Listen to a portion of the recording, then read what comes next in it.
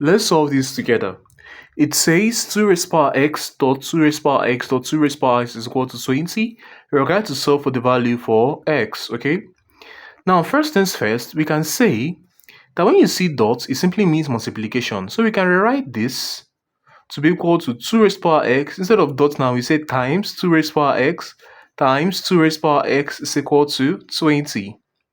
Moving on from here, we have when the bases are the same, you add the powers when you have multiplication. So we have 2 raised power x now plus x is equal to 20. Alright? X plus x is 3x. So we have 2 raised power 3x is equal to 20. Moving on from here, we can say 20 on the other hand can be written as, so we have that 2 raised power 3x now will be equal to, so 20 can be written as 2 raised power 2 times 5. 2 raised power 2 is 4 times 5 is 20, okay? Moving on from here, we can now say, let us take the logarithm to base 2 of both sides.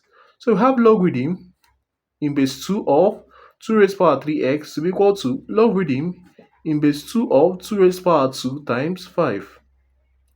Now when you have something like this, you multiply the log by the power. So we have 3x times logarithm of 2 to base 2 is equal to, now for this one, you split up and put plus instead of times. So we have logarithm to base 2 of 2 raised power 2 plus logarithm to base 2 of 5.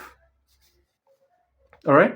Moving on from here, we have logarithm of a number to its own base is 1. So we have 3x times 1, which is 3x, is equal to, for here we multiply 2 times logarithm of 2 to base 2 plus logarithm of 5 to base 2. Now 3x becomes equal to, logarithm of a number to its own base again is 1, so we have 2 plus logarithm of 5 to base 2. Hence our x becomes equal to 2 over 3 plus 1 over 3 multiplied by logarithm of 5 to base 2.